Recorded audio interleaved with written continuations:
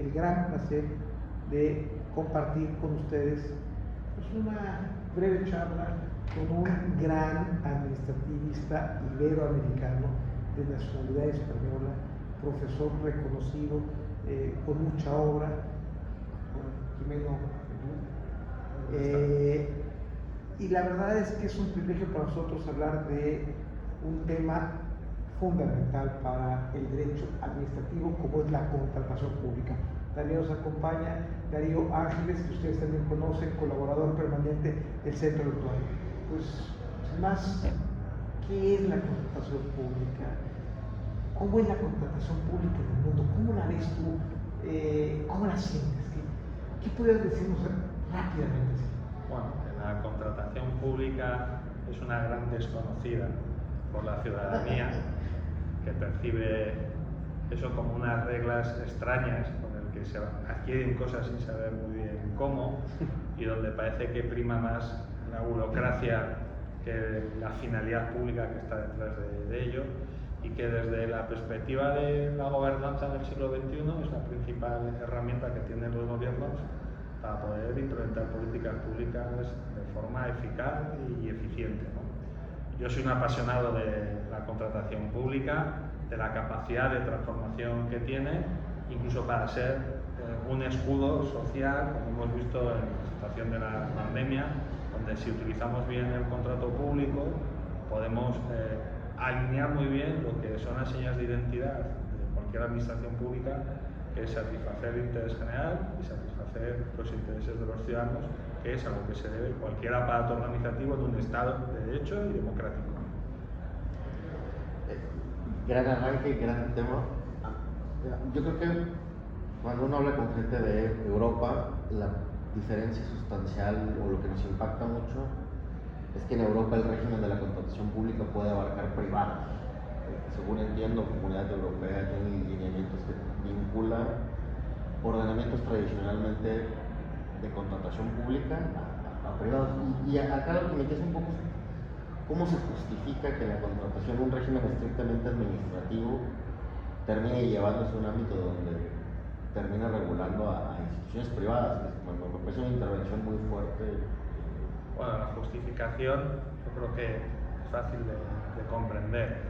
Llega en aquellos sectores privados donde hay una influencia dominante en la regulación jurídica que favorece a esa empresa, en ese sector concreto, o hay una financiación pública directa e indirecta mayoritaria. En sectores estratégicos se les dice, en la medida en que están teniendo unas ventajas de una influencia de lo público, tienen que aplicar por esa regla de tres regímenes de contratación pública. Y pasa también, incluso cuando hay ayudas públicas, subvenciones, se entiende que en determinados umbrales y en determinados contratos una empresa recibe esa subvención, como hay un dinero público preponderante en esa relación, ahí ya utilizaremos las normas de contratación pública.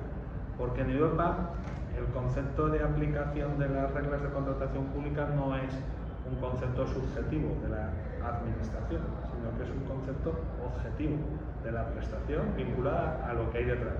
Hay financiación pública, es dinero que han aportado los ciudadanos de forma mayoritaria, aplíquense las reglas y principios de la contratación pública.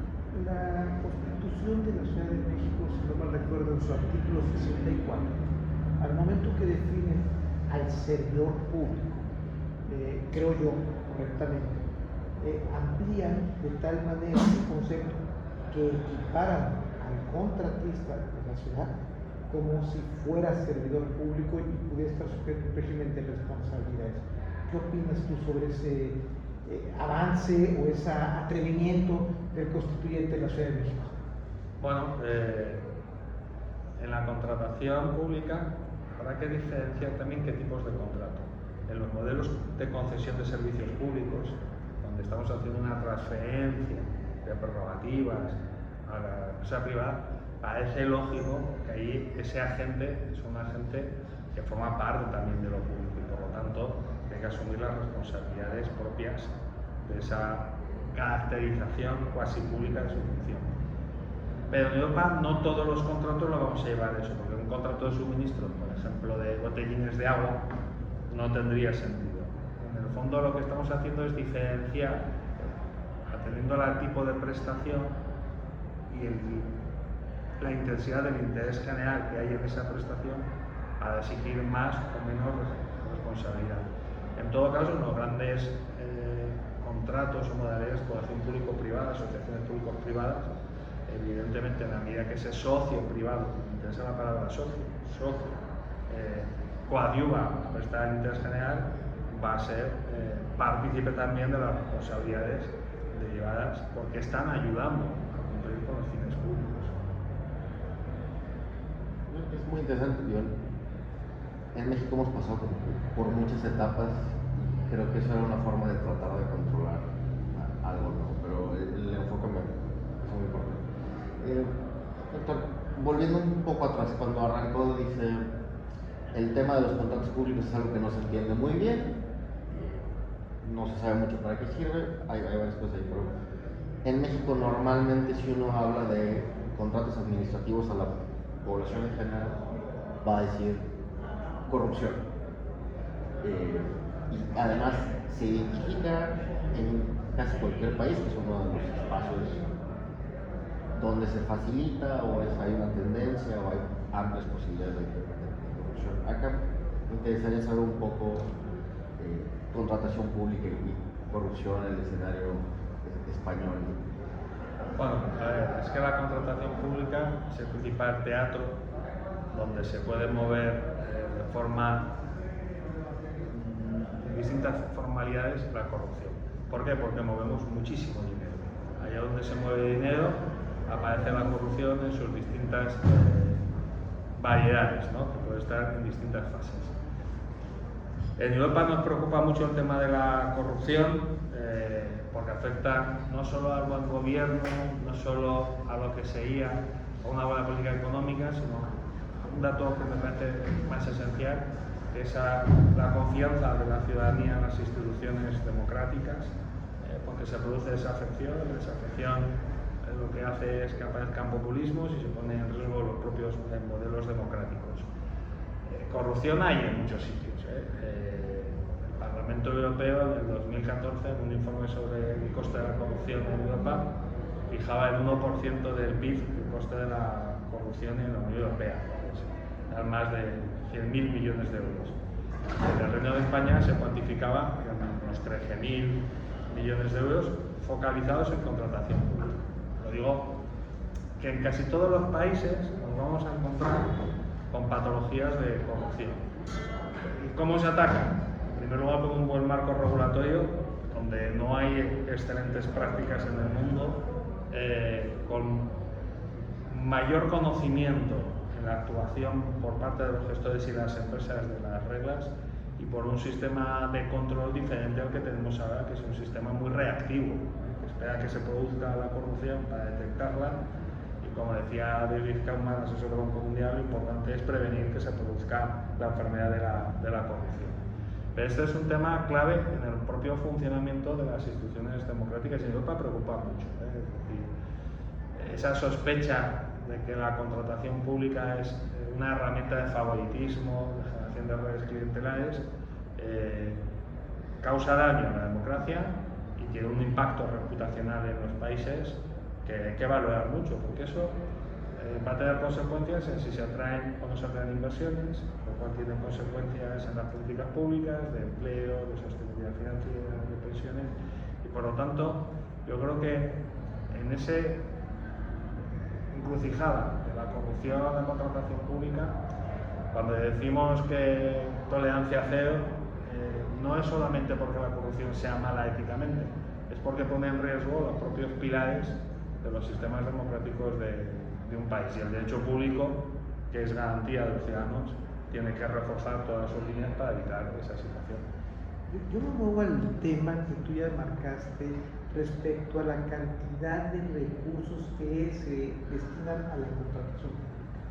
En México la contratación pública tiene 0.6 billones de pesos, que representa más o menos el 8% del presupuesto federal, más la obra pública, más las adquisiciones que se hacen con recursos federales en los estados, que estarán llegando a un 14% del presupuesto federal, un 3% del Producto Interno Bruto.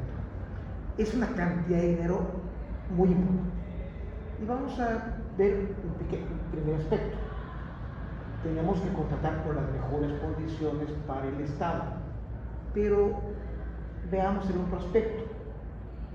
También es justo, es de derecho, que las personas colaboren con el Estado y obtengan parte de ese mercado. ¿Qué políticas hay para permitir que haya mayor integración, mayor apertura para los distintos sectores del mercado en la contratación pública para que legítimamente participen en esa ganancia, en ese gran mercado? El impacto económico en México es pequeño en comparación con Europa. En Europa nos estamos moviendo en políticas de contratación pública, estamos en el entorno entre el 15, el 20, 25% del Producto Interior Bruto. Eso significa que es la principal actividad pública que moviliza recursos, ni telecomunicaciones, ni televisión, ni tecnología, contratación pública. A ver, aquí tengo que hacer una aclaración. Es que para nosotros contratación pública solamente es el acuerdo de voluntades.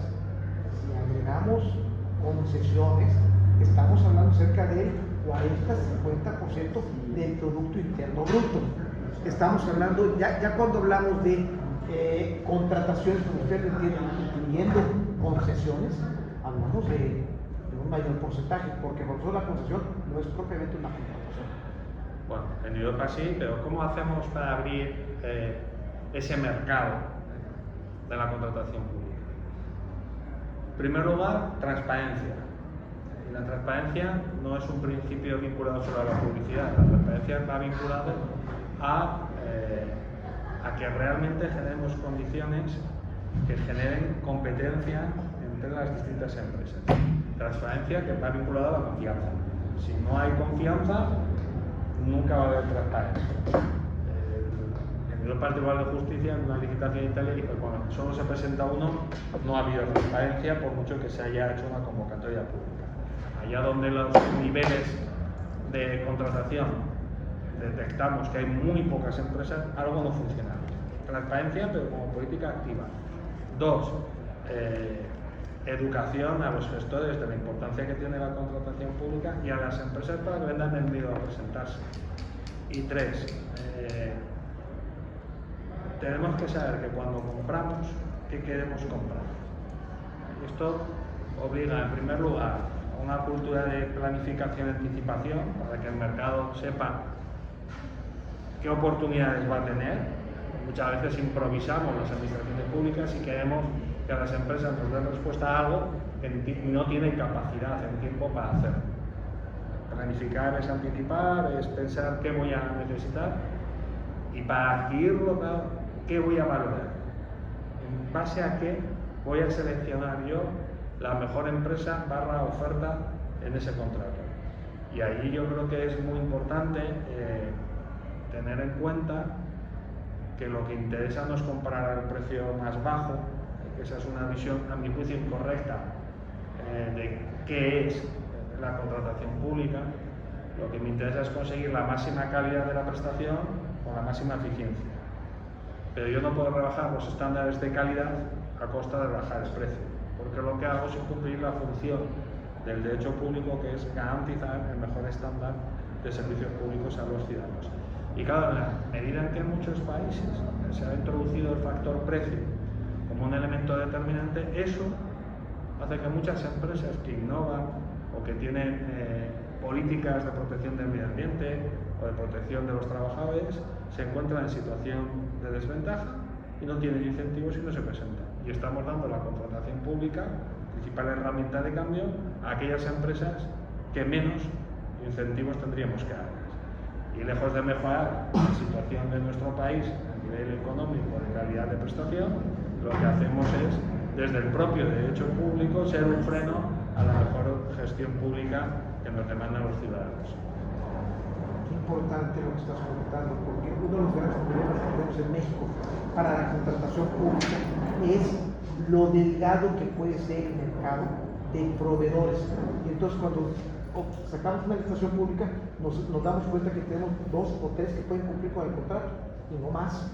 La pregunta es, ¿cómo lo podemos hacer para impulsar a esos para que vengan a contratar en el sector público? Para que haya un mercado competitivo, tengo que generar condiciones de competencia. Y eso significa confianza de las empresas en que ese mercado va a funcionar y que no está contaminado al inicio la decisión.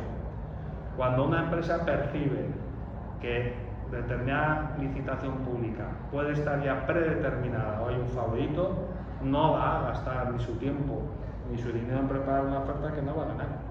Y ese es un problema porque estamos destruyendo tejido empresarial y no vamos a comprar la mejor prestación al mejor precio. Ahí hace falta una política activa del gobierno para mejorar las condiciones para abrir mercados. Mercados no basados en el precio. En mayo de este año, en Europa se aprobaba el informe Enrico Letta que pidió la Comisión, fue el primer ministro italiano, que el título es Más que un mercado. Dice, pues claro, la Unión Europea hablamos de un mercado interior, pero más que un mercado, tenemos que garantizar condiciones sociales, condiciones ambientales, favorecer la creación de empresas que se quedan en Europa y producen riqueza, evitar la deslocalización empresarial. Y eso supone que la administración pública tiene que tener inteligencia decisional en las decisiones a dónde quiero ir, para qué quiero ir, cómo quiero ir. Y si hacemos siempre lo mismo y pensamos que comprando a precio y con mucho procedimiento y mucha formalidad, que entendemos que es garantía, cuál es un error desde el punto de vista práctico, lo que hacemos es dando pasos atrás en vez de pasos hacia adelante en lo que debía ser un buen mercado de la contratación pública al servicio de la ciudadanía. Es que a mí justo me interesa un poco esto porque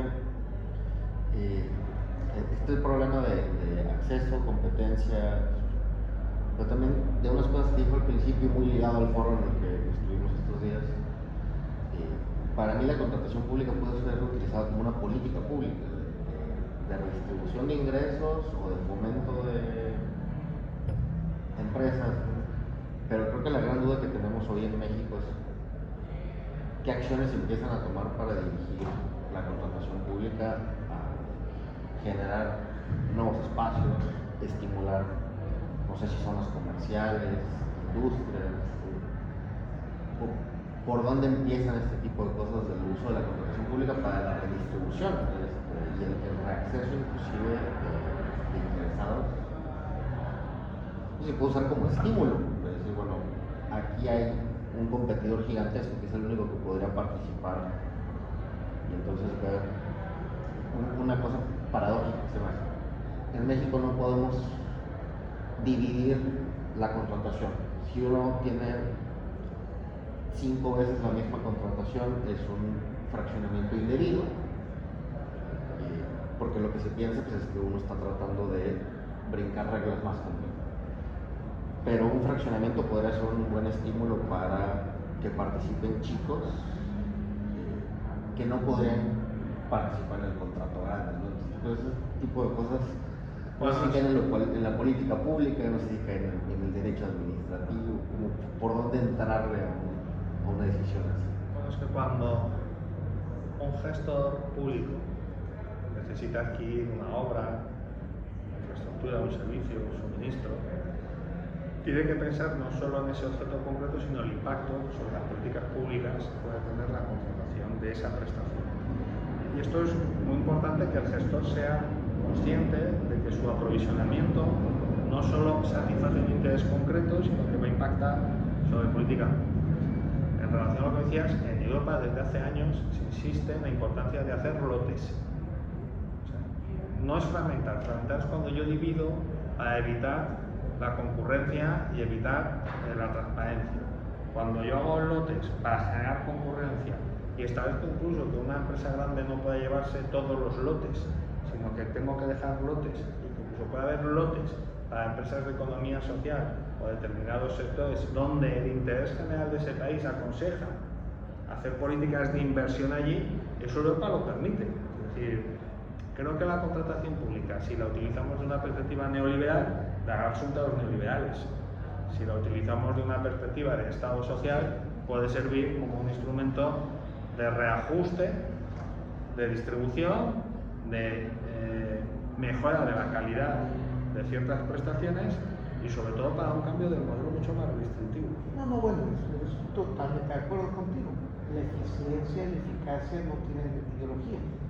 Y la eficiencia y eficacia se tiene que orientar, en último caso, a la mejor satisfacción del interés colectivo y el individual también, porque el colectivo no se hace en el individual.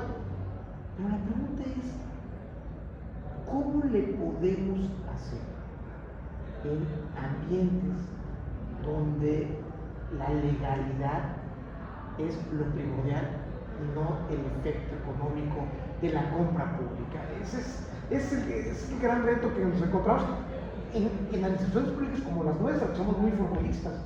Bueno, es que hace falta un cambio de cultura, ¿no?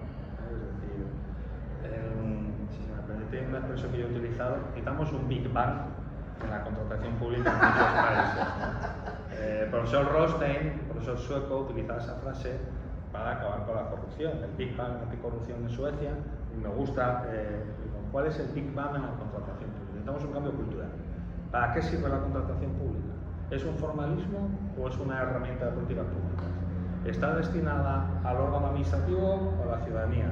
¿El control va a ser un control burocrático o un control de resultados? ¿Me interesa el precio frente al valor? ¿No me interesa la calidad de la prestación? Esas son las preguntas que se tiene que hacer la organización estatal, los gestores, para saber cuál va a ser su rol en la contratación pública. Si no, no cambiaremos nada. A ver, yo empiezo con lo que tú estás comentando.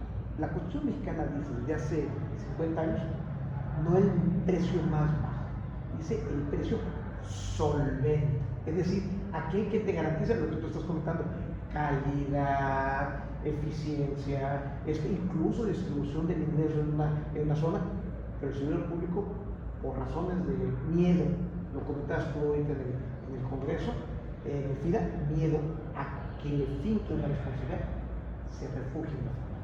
Y además en un estado federal como el nuestro, en Nuevo León donde yo vivo, la legislación establece, por regla general, el sistema método de evaluación es binario, precio. Cumplidas las condiciones, llegar. El sistema federal establece por regla general puntos y porcentajes, pero en la práctica terminan elaborándose ciertas bases que terminan privilegiando el precio. A los servidores de las seguridad pública les da pendiente el régimen de responsabilidades y fiscalización, las dos cosas. Bueno, porque ahí se produce, igual que hay un gap de la ciudadanía con el funcionamiento de las instituciones, nos encontramos que en las propias organizaciones públicas hay como una especie de foso donde no hay un puente entre el gestor y el que fiscaliza el control. Donde si el control se ancla en la desconfianza, el resultado nunca va a ser bueno. La desconfianza del gestor, del puente, no hay puente, hay un barranco, y nadie piensa en cómo conseguimos hacer que el que el fiscalizador, el controlador, ayude a una mejor gestión, que ese es el reto del control público en el siglo XXI. Un modelo de desconfianza dentro de la propia organización genera, pues eso, lo que se llama en Italia la burocracia defensiva, lo que supone frenar las actividades públicas, y eso genera ineficiencias en políticas públicas que un gobernante, si las viese con números, tendría que decir, esto no puede ser, porque me alejo de mi función constitucional, que es servir de la mejor manera a los ciudadanos. Yo creo que eso hay que darle una solución también desde la academia, ¿no? Yo creo que nos hemos anclado mucho en los famosos privilegios del derecho público, que allá en el siglo XIX tenía cierto sentido, pero hoy en el siglo XXI, con los estándares de buena administración y lo que eso significa, hay que darle una vuelta. No digo que no haya control, yo creo que el control tiene que ser distinto. Doctor, estás casi describiendo la realidad, como si vivieras en esa mala integración de los órganos de control con la administración. Y esta administración a la defensiva, como si estuvieras describiendo lo que está pasando en nuestro país. Pasa en varios países euroamericanos. No es que no pase en España, que en algunos sectores también. Pero, por ejemplo, el año pasado estaba en Costa Rica hablando con la Contraloría y salió este debate. Es verdad que algunos de los miembros de la propia Contraloría, tiene razón, Sol Jiménez, no quiere contar el precio, pero dice, ¿cómo que? ¿Y por qué compramos algo, entre comillas, más caro? Dice, porque es mejor. Nos olvidamos de que la palabra precio, en el derecho de la contratación, debe ir al lado de qué valor me aporta. Yo siempre me gusta citar una frase de Quevedo, nuestro genial poeta, dice que solo el necio confunde el valor con el precio. Y en la contratación pública debemos obviar el precio para pensar en valor. Cuando las condiciones técnicas sean equivalentes, homogéneas, pues será la oferta económica lo que define. Pero si no, no. Y dentro de esa oferta global va a haber incluso aspectos sociales importantes. Pero el precio no puede ser. Porque en muchos casos, con esa política, generamos incluso dumping social. Me cito mi comunidad autónoma, mi región, donde hace 2 años me tocó intervenir en el Parlamento aragonés, porque tras la pandemia, aquellas pequeñas empresas que se habían hecho un esfuerzo para ayudar a generar mascarillas y equipos de individuos se encontraron con que la licitación que me hizo el gobierno era con costes por debajo de lo que costaba la producción en España. Y el Parlamento, me tocó intervenir como experto, le dije esto que estoy contando aquí más o menos, y hay una proposición de ley de todos los grupos políticos recordando al gobierno de Aragón que en salud, en servicios a las personas, no se puede jugar a precio, que hay que trabajar en valor y en resultado y en la calidad de la prestación. Tenía un factor de educar el paladar, que es una frase de una abogada general, una sentencia muy importante del comercio justo en Europa, para que las administraciones superen esa inercia de quedarse quieto y al precio pensando que aciertan. No aciertan, es mala gestión. Para eso es muy importante que los órganos de fiscalización cambien el foco de qué van a controlar. Quiero controlar aspectos formales, quiero vigilar si hay 10 céntimos de diferencia, si la firma es adecuada, si se cumplió el plazo, o voy a abordar los resultados. Voy a hacer auditorías de proyectos, o el gran reto que se está planteando en Europa, sobre todo con la gestión de los fondos europeos para la reconstrucción, es que el control tiene que ser concomitante en los grandes proyectos. Es decir, que acompañe al gestor en la toma de decisiones para que no se frenen indebidamente los proyectos. Por poner un símil a la gente que escucha, la contratación pública es como un gran bólido de Fórmula 1. En sí, la regulación es un motor importantísimo que nos permitiría ir a grandes velocidades. Debemos tener un buen piloto y ahí tenemos que trabajar bien en quién va a manejar la contratación pública, si el que lo coge no sabe para qué sirve. Y necesitamos unos buenos neumáticos que nos permitan y damos frenos. Los frenos es el control, pero los frenos son unos frenos que le permiten coger la máxima velocidad sin riesgo, no unos frenos que te bloquean las ruedas y no arrancas, ¿no? Si no, nuestro Fernando Alonso nunca ganaría con la política que tenemos de contratación pública, nunca habría ganado un premio de Fórmula. No se habría accidentado. Claro, pero no habría llegado a nada. Claro, en muchos claro. casos no se llega a la meta. Y en la contratación pública, en esa visión holística, lo importante es cumplir el fin. Y en el balance, en el check balance de riesgos, debemos cambiar esa cultura de que pesa más lo formalismo y me interesa más no hacer nada que equivocarme. No, a veces un error es un incentivo para hacerlo mejor la próxima vez. Un cambio cultural de primer nivel, claro. Doctor Jimeno, lamentablemente hay un dios que se llama Cronos y hasta sus hijos se comen. El tiempo es verdaderamente terrible. Nos encantó platicar con usted, no sé quién más quiera decir.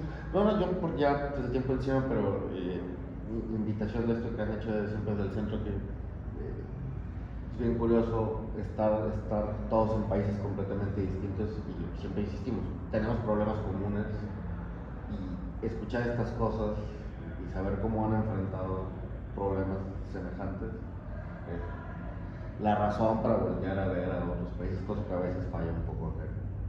Hay que estar insistiendo mucho, pero si escuchar es, la verdad podrías acercarte a lo que pasa en México y ver este tema de los formalismos en la contratación, Yo creo que en México no tenemos una mala ley, no es espectacular, pero se ha utilizado todas las formas para cubrir malas prácticas. Uno puede ver una licitación